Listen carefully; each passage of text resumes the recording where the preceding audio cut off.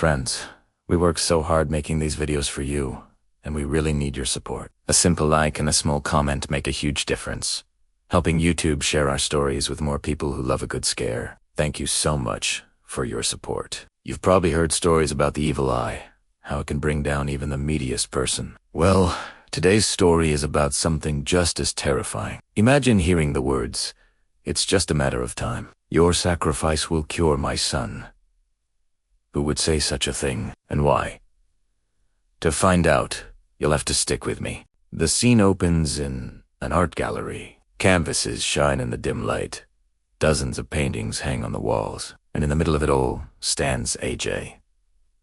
He's a regular, 23-year-old guy, but with a certain charm. Curiosity fills his eyes as he scans the art, clearly fascinated. Then, one painting stops him in his tracks. On a large canvas, a beautiful girl in a blue gown sits with a gentle smile, but it's the boy next to her that makes AJ's heart skip a beat.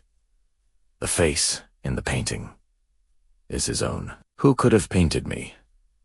The question echoes in his mind. He's determined to find the artist. After asking around, he learns that the painter is right here in the exhibition. He approaches her. "Excuse me," he says. "Seturns." Seturns. Tall, with flowing hair and a mysterious smile. She is breathtakingly beautiful. "Yes," she asks. "The boy in that painting," AJ begins. "That's me." She looks at him, then at the painting. "Yes," she says, a look of surprise on her face. "I'm just as shocked as you are." AJ is confused. "But we've never met." "How could you paint me?" She smiles, that enigmatic smile again. "We haven't met. No, I painted this from my imagination. I never thought a character from my mind could actually exist." AJ, captivated, replies, "Well, your painting is incredible. I think destiny wanted us to meet through this canvas. And now that we have, why don't we get a coffee?" The girl's name is Malini. She was beautiful, but her words were even more enchanting.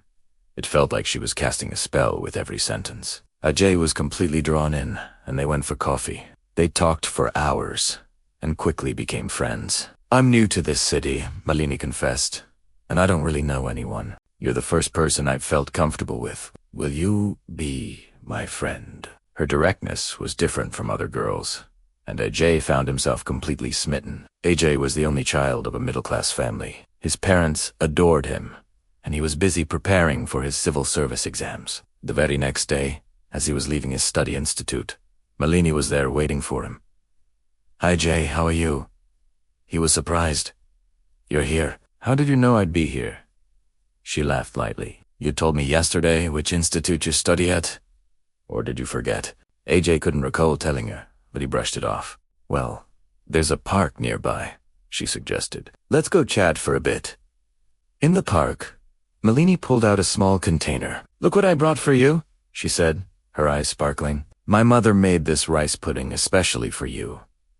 AJ was touched. "Thank you. I'll take it home and eat it later." But Malini insisted. "Why later? Eat right here with me." Her style was a bit intense, but Ajay liked that a beautiful girl was giving him so much attention. He ate the pudding right there. Afterwards, Malini gifted him the painting from the exhibition. "Why are you giving this to me?" Ask it. You could sell it for a lot of money." She shook her head. "Money doesn't matter. I want this painting to be a memory of our first meeting. Hang it in your room. Whenever you see it, you'll remember me." That night, something strange happened. AJ was in bed, reading, when he felt a presence in the room. He looked around but saw nothing. Shrugging it off, as his imagination, he went to sleep. But soon, a heavy weight settled on his chest. He struggled to breathe, his heart pounding. Though his eyes were closed, his face was contorted in panic, his body drenched in sweat. He jolted awake. What was taught? It felt like someone was sitting on my chest. Then he felt a burning heat rush through him. He checked his temperature. He had a raging fever. He took some medicine and finally managed to fall back asleep. The next morning, his mother found him still in bed. "Ajay, son, why are you sleeping so late? You'll be late for your classes." When AJ opened his eyes, they were bloodshot red. Strange red marks had appeared all over his body. What are these marks, son? His mother asked, worried. And why are your eyes so red? Are you okay? Atre explained about the fever and a terrible headache. He decided to stay home and rest. That afternoon, Malini video called him. Hi Atre, how are you? He told her he was feeling sick. Oh no, she said. You should come to my house. My mother is an expert in Ayurvedic medicine. One of her special remedies will have you feeling better in no time. No, it's okay.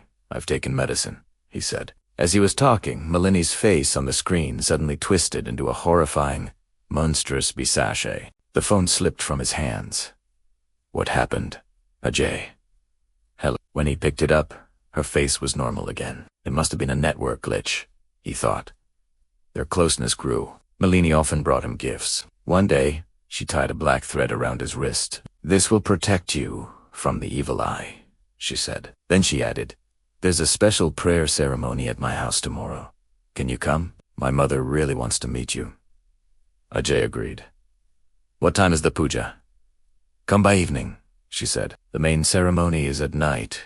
The next day Atre got ready and arrived at Malini's house around 5 in the evening. The house looked odd, almost abandoned, as if no one had lived there for years. Ekadevan, she came out to greet him. Come inside, Atre. Why are you standing out there? As he stepped inside, a woman, Malini's mother, stood waiting with a prayer plate. But the plate was strange. Instead of flowers and incense, it held red chilies, black sesame seeds, and lemons. What's this? Atre asked, confused. It's our custom, the mother said with a tight smile. This is how we welcome guests. She then performed a strange ritual, muttering and waving the plate in front of him before taking a pinch of chili and dropping it into the plate. Atre felt uneasy, but he dismissed it as a different culture. The mother smiled warmly. I've been waiting so long to meet you, son. Come in, come in. The inside of the house was even stranger. The light was dim, and a damp, musty smell hung in the air. They led him to a room with a large, imposing statue. Atre realized with a jolt that it wasn't a statue of any god he recognized. Its face was demonic, with a terrifying, lolling tongue. His nervousness spiked. He is our clan deity, the mother said. Join your hands and seek his blessings. Auntie, I'm not feeling well, Atre said, his voice trembling. I want to go home. But her friendly demeanor vanished. You just got here, son. We have so much to talk about, and the puja hasn't even started. You can't leave. No, Auntie. I'll come back another time. I really need to go. Fine, she said sharply. But first, fold your hands before our deity. Atre reluctantly folded his hands. In that instant, the mother, whose name was Sunita, threw a handful of red powder at him. Suddenly, Atre couldn't move. It was frozen, standing like a mannequin with his hands folded. He could see and hear everything, but his body wouldn't respond. He watched in horror as Sunita and Malini's faces twisted into cruel smiles. Sorry, son, Sunita sneered. But you're not going anywhere. Today, your sacrifice will cure my son, who has been crippled for years. Malini added, Don't be scared, Atre. It will only hurt for a moment. Our first meeting, the painting, it was all a trap woven by my mother. You see, about a month ago, you met her at a fair.